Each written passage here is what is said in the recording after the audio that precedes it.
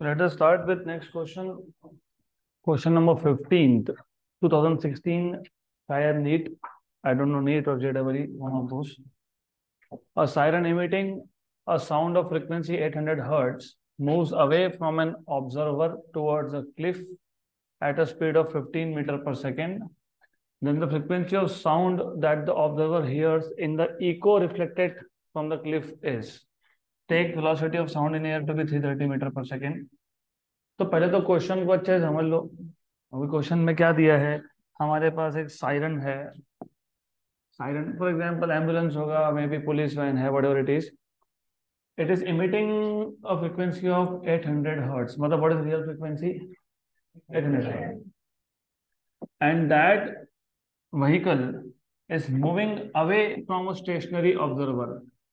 So maybe let's say ये वो vehicle है which is moving away from a stationary observer towards a cliff. तो मान लेते हैं, let us say यहाँ पे cliff है. What is cliff by the way? No, what is cliff?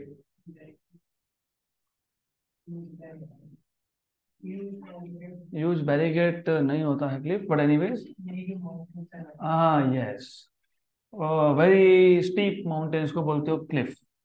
तो ये यहाँ पे क्लिफ है. Let us say the vehicle is moving towards the cliff. तो जो सोर्स ऑफ साउंड है it is moving towards the cliff. तो this is the direction of motion. And आगे क्या बोला था? ऑब्जर्वर इज स्टेशनरी और ये जो vehicle it is moving away from observer. तो observer, imagine observer is standing here at rest. और इसका स्पीड कितना दिया है? 15 मीटर पर सेकेंड. और अच्छे से एक एक चीज पढ़ो. अ siren emitting a sound of frequency 800 hertz moves away from an observer towards a cliff at a speed of 15 meter per second. The frequency of sound that the observer hears in the echo reflected by the cliff, not direct sound but echo. मतलब यहाँ से जो sound आएगा वो sound Cliff से reflect होके observer के पास जाएगा, not the direct one. Which one? Reflected. अब इसको हम दो केसेस में स्प्लिट कर लेते हैं. Case one. केस वन में सोर्स कौन है? सोर्स कौन है? सायरन. और लिसनर कौन है? लिसनर है Cliff. Not the observer, not the man, not the person. Who is listener? Cliff. क्योंकि पहले साउंड किसके पास गया? क्लिफ के पास गया. यहां से रिफ्लेक्ट होके कहाँ गया? पर्सन के पास गया. तो distance between siren and Cliff ये इंक्रीज हो रहा है कि डिक्रीज हो रहा है? डिक्रीज हो रहा है. ये याद रखना. तो इस केस में डिस्टेंस इज डिक्रीजिंग. मतलब जो क्लिफ पे साउंड पहुंचेगा उसका एपरेंट फ्रिक्वेंसी होगा v. अभी देखो, who is moving? Source is moving. तो सोर्स इज मूविंग तो नीचे क्या आएगा? सोर्स. और डिस्टेंस क्या हो रहा है? कम. डिस्टेंस कम होना मतलब डिनोमिनेटर क्या होता है? स्मॉलर. तो क्या आ जाएगा? माइनस. और यहाँ पे क्या आएगा? Real frequency. तो v की वैल्यू दी है 330. 330 माइनस 15 और ये कितना है? 800. तो ये आ गया 330 अपॉन 315 इंटू 800. तो ये 800 से ऊपर जाएगा क्योंकि 330 बाई 315 इज ग्रेटर देन 1. तो 830 के आसपास आता है ये. रफली रफली कर लेते हैं जो भी आएगा. 330 divided by 315, 1.047 into 800, 338. So 338. This is 338. 838. Okay, 838. This is 838 hertz. तो 838 hertz है ये.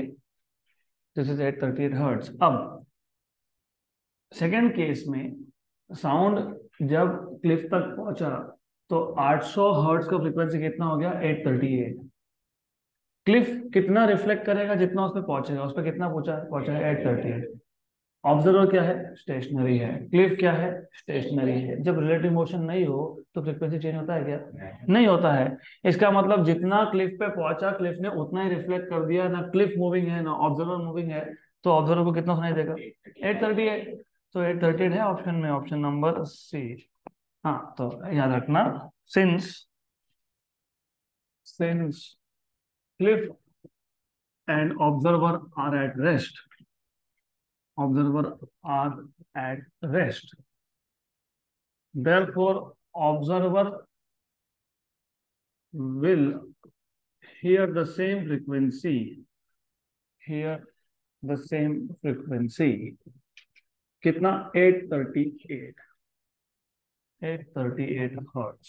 Done. सिर्फ केस टू में इतना है.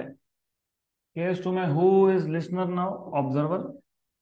And who is source? Cliff. तो केस टू में सिर्फ इतना ही चेंज होगा. In case two, observer is now listener and cliff is now source, और दोनों के दोनों रेस्ट पे है. Hence there is no change in the frequency. तो इन द इको मतलब reflected. What is the frequency reflected by the Cliff? उसको बोलते हैं इन द इको. इको क्यों होता है? Because of reflection. What is the difference between reverberation and echo? Continuous. Echo is non continuous. Why? Because whatever you hear, it remains in your memory for 0.1 second. आप जो भी सुनते हो वो आपके मेमोरी में 0.1 सेकेंड तक होता है. तो रिफ्लेक्टेड साउंड अगर 0.1 सेकेंड के बाद आए तो आपको डबल सुनाई देगा. और अगर वही रिफ्लेक्टेड साउंड 0.1 सेकेंड से पहले आ जाए तो उसका इफेक्ट प्रोलॉन्ग्ड होता है. मतलब वही वर्ड है, एक ही बार सुना, लेकिन उसका इफेक्ट थोड़ा ज्यादा टाइम तक सुनोगे, डबल नहीं सुनोगे.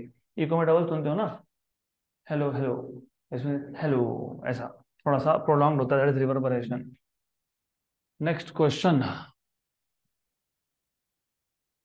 In a sinusoidal wave, sinusoidal or sine wave, the time required for a particular point to move from maximum displacement to zero displacement, maximum से zero तक आने में मतलब 1/4 मोशन कंप्लीट हुआ तो टाइम t/4 है ना. एसएचएम में क्या होता है? क्या होता है एसएचएम में? Displacement maximum, then mean, then negative maximum, then mean, then वापस से positive maximum. That is one oscillation. In sine wave the time required, क्योंकि हमने अभी भी देखा था साइन वेव मतलब सिंपल हार्मोनिक वेव होता है वो. Time required for particular point to move from maximum displacement to zero displacement is 0.170 second. The frequency of the wave is. तो जिनको ये पता है साइन वेव में सारे पार्टिकल एसएचएम परफॉर्म करते हैं, उनको ये भी पता है मैक्सिमम डिस्प्लेसमेंट से मीन पे आने के लिए टाइम लगता है t/4. That is time period by 4. तो घुमा फिरा के आपको क्या बताया है? टाइम पीरियड बाय 4 बताया है. कितना बताया है? 0.017. तो फिर टाइम पीरियड कितना हो जाएगा? 17/4 का कितना होता है? 17, हाँ 68. तो कितना आ गया? 0.68. हमको क्या पूछा है? फ्रीक्वेंसी पूछा है. बहुत डिफिकल्ट क्वेश्चन है ये. 1 टाइम पीरियड इज फ्रीक्वेंसी. 1/0.68 मतलब बेसिकली 100/68 मतलब बेसिकली 1.47. ऐसा क्यों? क्योंकि 68 1 जा 68, 68 2 जा ये 136 होता है. तो 100/68 1 और 2 के बीच में आएगा. 1 और 2 के बीच में एक ही आंसर था, 1.47 हर्ट्ज. डन. Next question. और वो जो क्लिफ का क्वेश्चन था ना, ये क्लिफ का, इसमें एक केस और आता है, वो मैं लूंगा लास्ट में. And now what is happening in this case is, यहाँ पे क्लिफ जहां से साउंड रिफ्लेक्ट होकर आ रहा है वो रेस्ट पे है, ऑब्जर्वर भी रेस्ट पे है. आगे से क्वेश्चन होगा कि यहाँ पे एक बैंड है, band you know band that is playing drums. तो साउंड गया, सामने वॉल है, वॉल से रिफ्लेक्ट होकर आया, पर्सन इज ऑल्सो मूविंग. तो अभी दो केस बनते हैं, person moving towards and person moving away. तो वो केस अलग होगा, वो हम देखेंगे, आएगा आगे question. Next question, question number 17. ये क्वेश्चन इजी है पर इंक्लूड क्यों हुआ? क्योंकि आपको speed of sound in any gas का फॉर्मूला पता है, ऐसा मेरा अजम्पशन है. What is speed of sound in gas? Gamma RT/m. What is RT? PV. हाँ. तो अब देखो, velocity of sound is Vs in air if the density of air is increased to 4 times. Density हमने 4 गुना बढ़ा दिया, new velocity will be. तो अब ऐसा अलग अलग फॉर्मूला याद रखने की कोई जरूरत नहीं होती है, यू शुड नो। इतना पता है तो अपने आप ही फॉर्मूला आ जाएगा। क्यों? क्योंकि what is RT? PV. PV equal to NRT होता है, 1 मोल के लिए आरटी होता है, तो PV upon M. What is V by M? Density. बराबर। तो है ना, 1/डेंसिटी, नॉट डेंसिटी। तो ये क्या आ जाएगा? इस v को से नीचे शिफ्ट कर दिया, mass upon volume is density. तो under root of gamma P by density. ये आ गया आपके पास फॉर्मूला। देन हमको गैस, एयर, एयर का एयर ही है, सिर्फ डेंसिटी 4 टाइम्स किया, सिर्फ डेंसिटी 4 टाइम्स किया, इनवर्सली प्रोपोर्शनल टू डेंसिटी। तो v is inversely proportional to root of density, actually not only density. तो आपको v2/v1 मिल जाएगा, इट इज इजी। ρ1/ρ2 का रूट। डेंसिटी कितना टाइम्स कर दिया था? 4 टाइम। हाँ, तो फिर ये 4 टाइम्स ऑफ रो वन था, रो वन कैंसल हो गया। तो you will have v2 equal to v1/2। तो v1/2 तो vs/2, ऑप्शन नंबर ए। अब इसमें एक चीज और है that you need to understand. सही है, आंसर सही है। डेंसिटी चेंज होना नॉर्मली प्रेशर भी चेंज करता है, नॉर्मली। लेकिन यहाँ पे ऐसा बोला नहीं है। तो कई बार ऐसा ही बोला होगा कि प्रेशर भी चेंज हुआ, तो प्रेशर का चेंज देखना पड़ता है, बिकॉज डेंसिटी इंक्रीज करना मतलब, हाँ मतलब प्रेशर चेंज होता है। यहाँ पे क्यों नहीं बोला? क्योंकि एयर ये एटमॉस्फेयर में है, और एटमॉस्फेयर में वॉल्यूम इन्फानाइट है। तो सिर्फ डेंसिटी चेंज हो सकता है, it is not compulsory that pressure will also change.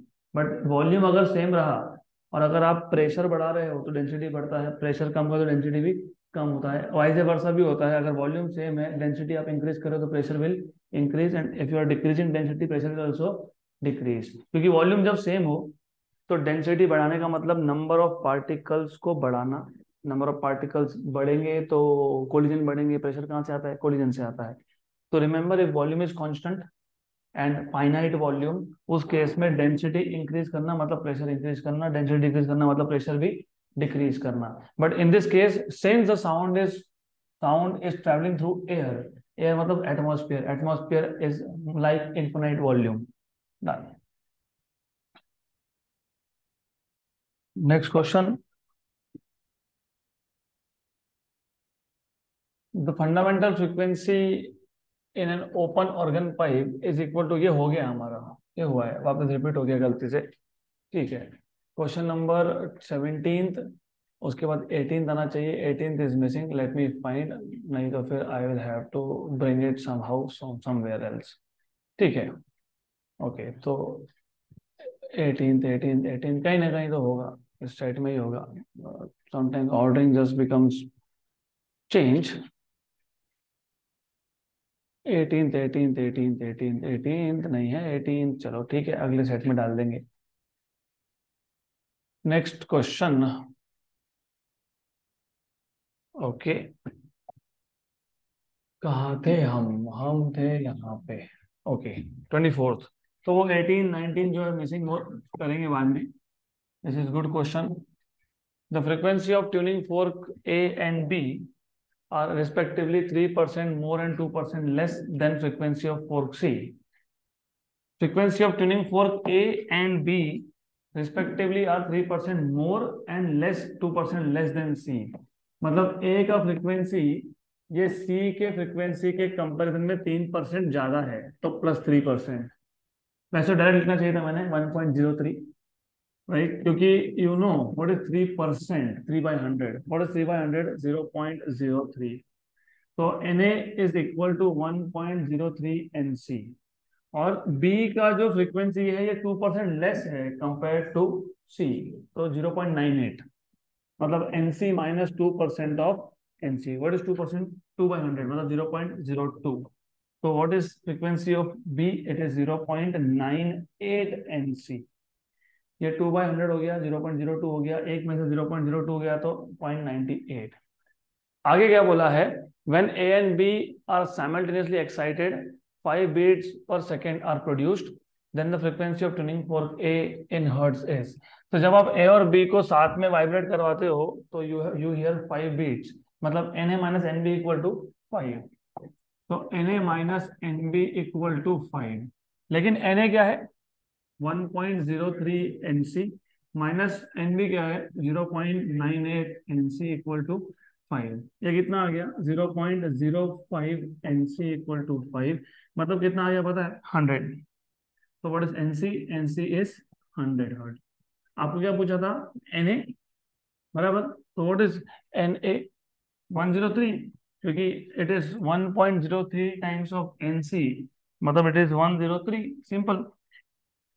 तो पहले फ्रीक्वेंसी ऑफ सी फाइंड कर लो, और उसको 1.03 से मल्टीप्लाई कर लो, हो गया 103 hertz, 103 hertz, option number C. What about B, 98।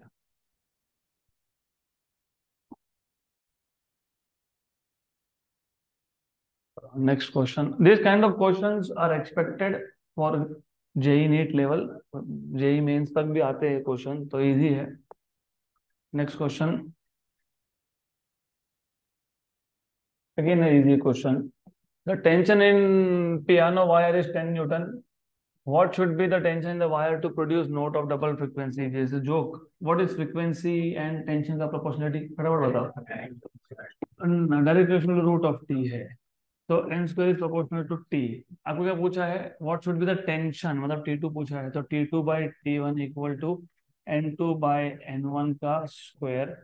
तो definitely T two equal to double frequency हो गया, तो मतलब N two is two times of N one हो गया, तो ये आ गया 2।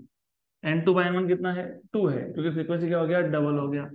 तो 40 आएगा, सिंपल, 4 × 10, तो 40 newton. Simple simple question, no need to write down, ये इस टाइप के क्वेश्चन आपने ऑलरेडी किए। अगला question, this one is good one, 27 number. A string in musical instrument is 50 centimeter long and its fundamental frequency is 800 hertz. If a frequency of 1000 hertz is to be produced, then the required length of the string is, ये भी वही है, same ही है, not very difficult। आपको बोला है length, length is how much, 50 centimetre, fundamental frequency कितना है, 800। अगर मुझे 1000 का फ्रीक्वेंसी प्रोड्यूस करना है तो रिक्वायर्ड लेंथ कितना होना चाहिए,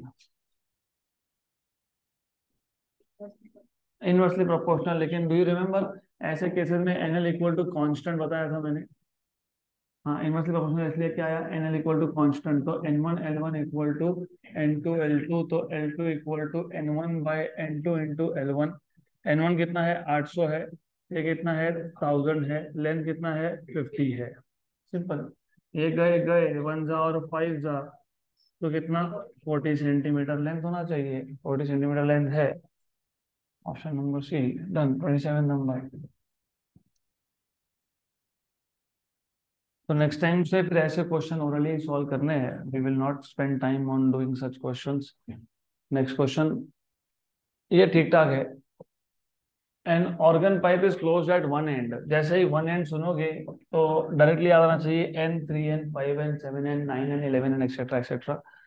सो an organ pipe is closed at one end and has a fundamental frequency of 1500 hertz. The maximum number of overtones, or overtones, not harmonics, maximum number of overtones generated by this pipe which a normal person can hear is. तो maximum number of overtones generated by a pipe, पहली बात तो maximum number ऐसा कोई number है नहीं, it keeps on generating all the odd frequencies, बराबर। कौन सा पाइप था, क्लोज पाइप था। पहला फ्रीक्वेंसी कितना है, कितना है, 1500 मतलब 1.5 किलो हर्ट्ज। किलो हर्ट्ज में लिखना जरूरी है, क्यों, अगला फ्रीक्वेंसी कौन सा होगा, मतलब कितना होगा, 4.5 किलो हर्ट्ज। अगला फ्रीक्वेंसी कितना होगा, 5, मतलब कितना होगा, 7.5 किलो हर्ट्ज। उसके बाद का फ्रीक्वेंसी 7 कितना होगा, हाँ, 10.5 किलो हर्ट्ज। अब तक तो समझ में आ जाना चाहिए था डिफरेंस कितना आ रहा है, 33333 का डिफरेंस आ रहा है। हाँ, तो अब तक आंसर भी आ जाना चाहिए था फिर। इसके बाद कितना होगा, 13.5 किलो हर्ट्ज। फिर कितना आएगा, 16.5 किलो हर्ट्ज। और उसके बाद कितना आएगा, 19.5 किलो हर्ट्ज। फिर कितना आएगा, नहीं आएगा, क्योंकि इंसान 20 20 किलो हर्ट्ज के ऊपर सुन नहीं सकता है। तो उन्होंने बोला है the maximum number of overtone generated by this pipe which a normal person can hear, normal person can hear from 20 hertz to 20 kilohertz. तो 19.5 पर रुक जाओ आके, और ओवरटोन्स बोला है, ओवरटोन्स फंडामेंटल नहीं, यहां से लेके यहां तक 1 2 3 4 5 6, 6 ओवरटोन्स। ऑप्शन नंबर सी।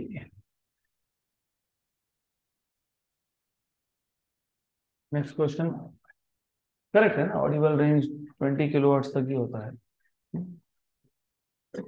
अब इस टाइप का क्वेश्चन भी हमने सॉल्व किया है, लेकिन as I told you CET में थोड़ा मैं डिटेल में बताता हूँ, इसके बाद ट्रिक्स चालू हो जाते हैं।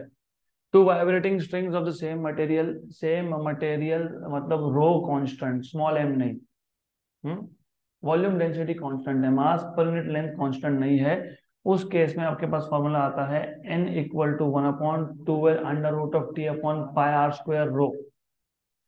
हाँ, पाई आर स्क्वायर रो। अभी ये दिमाग में फिट होना चाहिए सिस्टम के अंदर, जब लेंथ और रेडियस अलग अलग दिया होगा कि दिया है, two vibrating strings of same material of density, volume density is same, but length ln 12 and radii 2r and r। तो लेंथ और रेडियस अलग अलग है, they are stretched under the same tension is constant, both the strings vibrate in their fundamental modes, the one of length L with a frequency n1 while the other with n2, the ratio of n1 by n2 is। तो अब इसके बाद हम वो पूरा derive नहीं करेंगे, I expect कि आपको अब you are at that level कि जहां पे आपको स्ट्रेट अवे याद होना चाहिए। और मैं तो इससे और एक आगे एक्सपेक्ट करता हूँ, अगर टेंशन कांस्टेंट है, समझ में आ गया, मटेरियल से हमें पता है, ये भी पता है, ये भी पता है, तो N L R equal to constant है।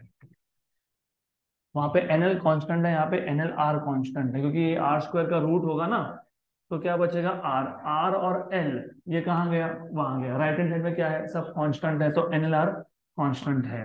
तो N one L one R one equal to N two L two R two. Your task was to find out N one by N two, हो गया question. N one by N two equal to, हाँ, L two R two upon L one R one. L two कितना है, 12 है, are to कितना है, are है, L one कितना है, एल है, आर वन कितना है, 2r है। ये याद रखना, बराबर है ना, एल टू 12 है, एल वन एल है, आर वन 2r है, तो आर वन 2r है, और एल और आर टू कितना है, आर है, बराबर है। सब तो कुछ कैंसिल हो गया, तो क्या है रेशो, 1, तो 1:1।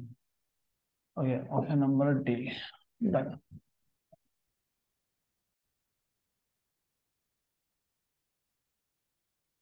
21। ये क्वेश्चन नंबर 21 है।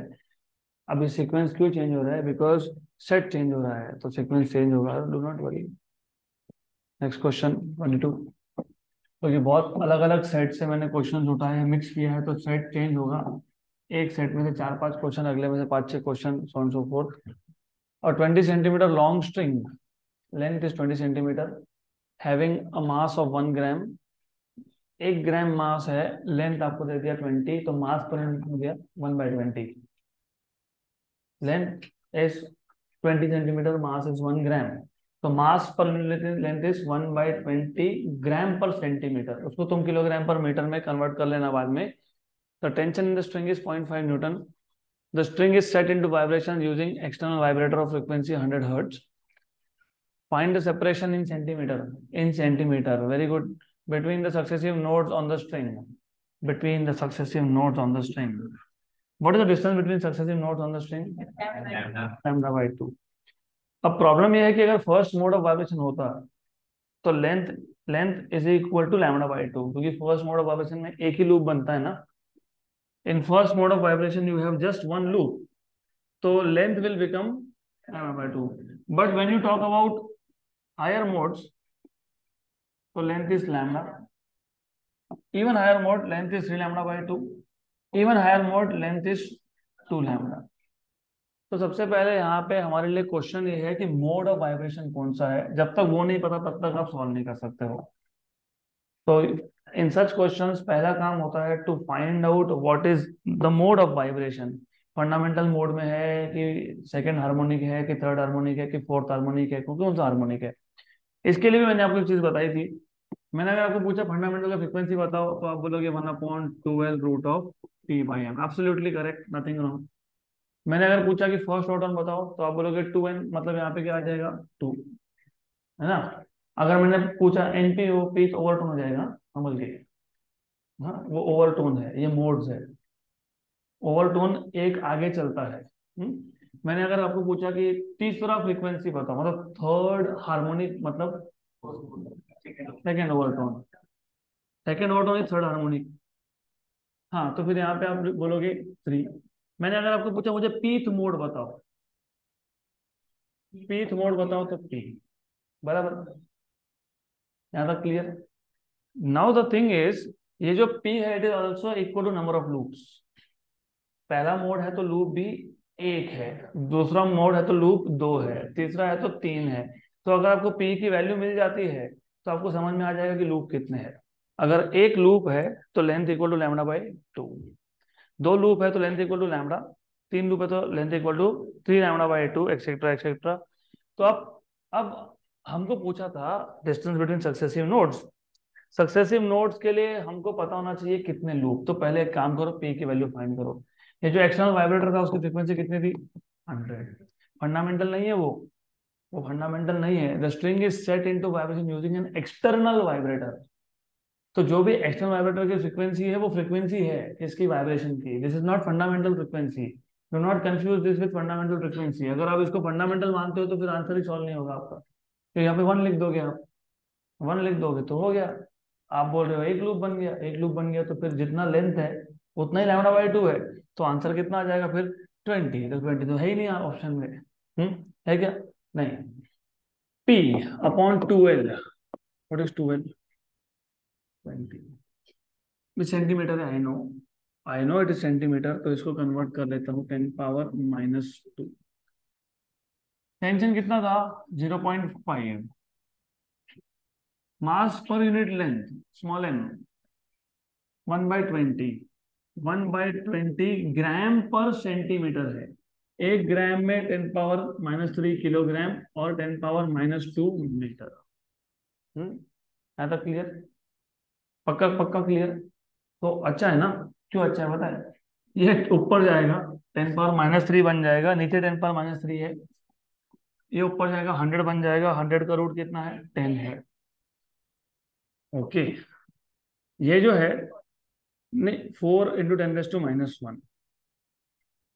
हमको हमको वैसे भी चीजों को कैंसिल ही करना है। ये ये 10 और ये गया, ये 10 पर माइनस यहाँ पे गया, वो भी गया। तो पी क्या है, 4। P = 4, मतलब कितने लूप है, 4 लूप है, देयरफॉर 4 लूप्स आर फॉर्म। अगर 4 लूप बने हैं, इसका मतलब लेंथ कितना है, हाँ, मतलब 2 लैम्बडा है, वेरी गुड, बराबर। तो लेंथ था कितना, 20, सही है। तो लैम्बडा कितना आ गया, 10 सेंटीमीटर। हमको क्या पूछा है, नोट टू नोट डिस्टेंस। तो नोट टू नोट डिस्टेंस कितना है, λ/2, λ/2 ना। therefore node to node distance is λ/2, मतलब 5 centimetre. So node to node distance is λ/2, that is equal to 10/2, that is equal to 5 centimetre. होना चाहिए आंसर में, option number B, correct. तो remember again, do not rush, do not only keep on writing things. External vibrator का frequency fundamental नहीं होता है, पहले तो ये समझ लो। इसका मतलब हमको फाइंड करना पड़ेगा कि कौन सा मोड ऑफ वाइब्रेशन है। तो एन जो मैंने लिखा है ये फंडामेंटल नहीं है, यहाँ पे पी लिखना पड़ेगा। अगर पी की वैल्यू 1 आई तो फिर सिंपल है, फंडामेंटल मोड है। 2 आई तो फिर सेकेंड मोड है, मतलब 2 लूप है। 3 आई तो 3 लूप है, 4 आए तो 4 लूप है, सिंपल सिंपल। तो नंबर ऑफ लूप पे डिपेंड करेगा वैल्यू ऑफ वेवलेंथ। जो भी वैल्यू ऑफ वेवलेंथ आएगी डिवाइड बाय क्या करोगे, 2 करोगे, तो क्या मिल जाएगा, node to node distance. Next question.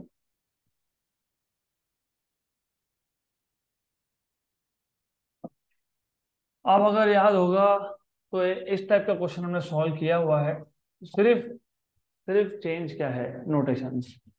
तो जब जेई नीट का एग्जाम आता है ना, तो उसमें सिर्फ क्वेश्चन के नोटेशन थोड़ा सा चेंज होते हैं।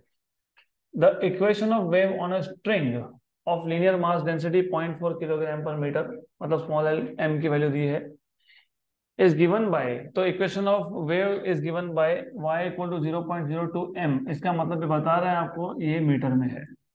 Sign of 2 pi T upon 0.04 second, मतलब बता रहे हैं ये सेकेंड्स में है, ये टाइम पीरियड है बेसिकली।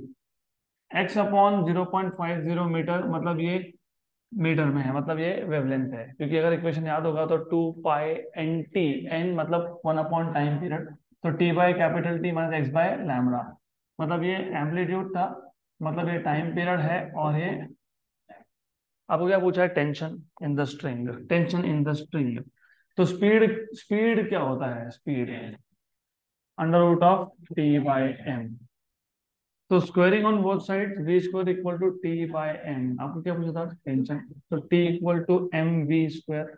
अब एम दिया है लेकिन वी एन लैम्बडा होता है, तो V equal to N lambda, लेकिन एन क्या होता है, 1 अपॉन टाइम पीरियड होता है, तो ये आ जाएगा M lambda by time period का स्क्वायर। ये वैल्यू 0.04 है, मतलब 4 × 10⁻² है।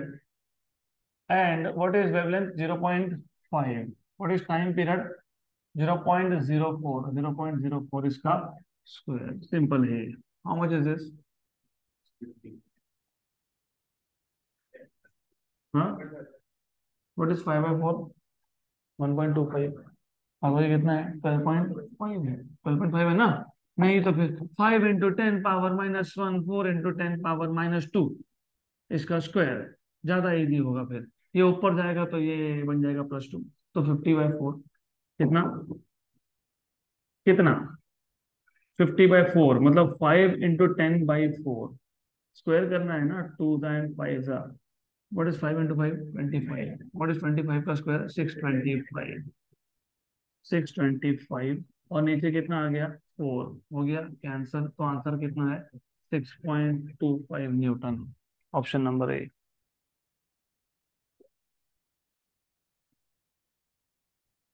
Next question, 2016, we are into JEE set of course. A uniform string of length 20 meter is suspended from rigid support. A short wave pulse is introduced at its lowest end.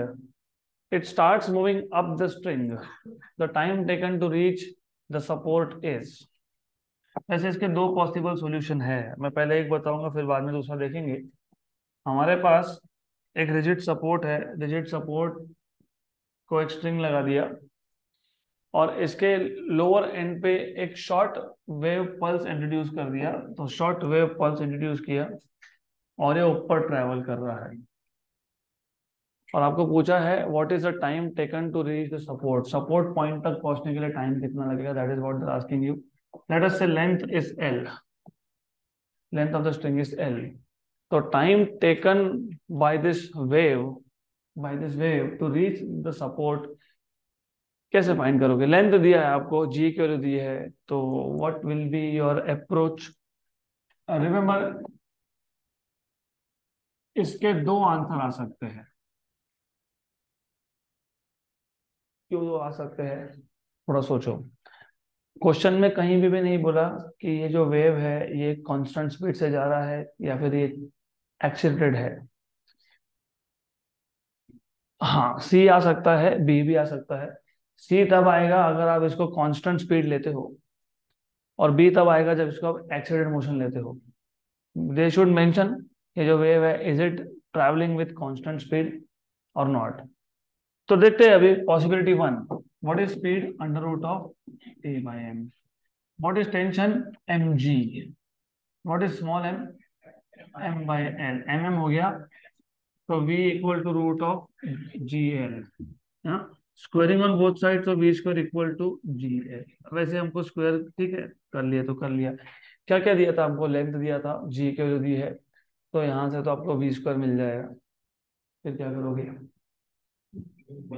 Speed is distance upon time, speed is distance upon time, but speed is distance, distance कितना cover किया इसने, l upon time t, therefore you will have l square by t square equal to gl, एक l cancel, तो T square equal to L by G, तो T equal to root of L by G, ठीक है। Doesn't matter what is length, 20 metre है, 20 metre है, और ये कितना है 10, तो आंसर कितना है √2, तो √2, ऑप्शन नंबर सी। ये पॉसिबिलिटी 1 है। तो पहले इतना कवर करो, फिर देखते हैं सेकंड पॉसिबिलिटी।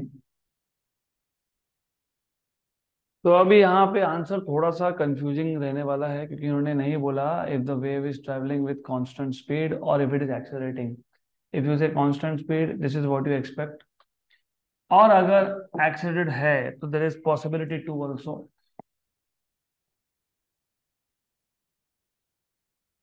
तो अभी इस केस में क्या होगा, इस केस में पहले स्पीड का इक्वेशन तो सेम ही है, तो वी स्क्वायर तक तो ठीक है, V square equal to G L. Now A equal to D V by D T. लेकिन लेकिन this equation is telling you कि वेलोसिटी ये डायरेक्टली टाइम पे डिपेंड नहीं करता, किस पे करता है, एल पे। तो अगर ऐसा है तो फिर आपको चेन रूल पता ही है, तो आप इसमें एडजस्ट कर दोगे। और डी क्या होता है, वी होता है, तो ये क्या आ जाएगा, V D L D V by D L, correct. अब डिस्टेंस कितना ट्रैवल किया इसने, एल, तो S equal to U T plus 1/2 A T square. Now the thing is, initially तो वेव था नहीं, मतलब इनिशियल स्पीड कितना है, 0 है, तो यू 0 है, एस कितना है, एल है, हाफ ए कितना आ गया आपके पास, V D V by D L into T square. मतलब अगर आपको ये टी फाइंड करना है तो आपको V D V by D L पता होना चाहिए। हमारे पास V V by D L का कोई वैल्यू नहीं है, तो फिर क्या करेंगे, ये जो इक्वेशन है स्पीड का इक्वेशन, ये कहाँ से आया है, हमने देखा है पिछले केस में, देखा यहाँ से आया है। तो this is velocity on a stretch string in terms of length and G. तो इस यहाँ यहाँ से हमको क्या चाहिए, डीवी बाई डी एल। तो डिफरेंशिएट विद रिस्पेक्ट टू क्या करोगे, हाँ विद रिस्पेक्ट टू लेंथ, तो differentiating with respect to length, तो डेरिवेटिव लेंगे, दोनों साइड पे डेरिवेटिव लेंगे, विद रिस्पेक्ट टू लेंथ लेंगे।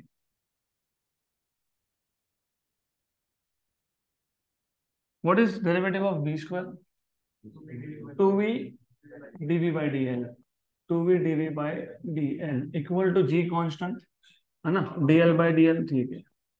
इसको शिफ्ट कर दो, तो v dv by D L equal to G by two, equation number 2।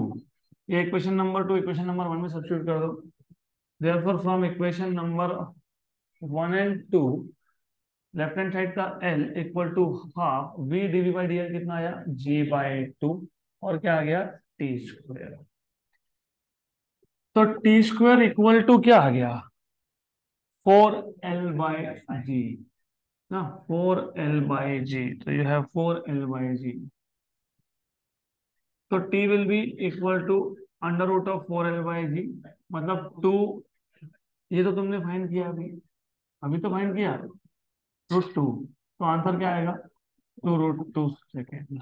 हाँ, तो अभी दोनों हो सकते हैं, डिपेंड्स ऑन एक्सेलरेटेड है कि नॉन एक्सेलरेटेड मोशन है, उसके ऊपर डिपेंड करता है। Done, that's it for today.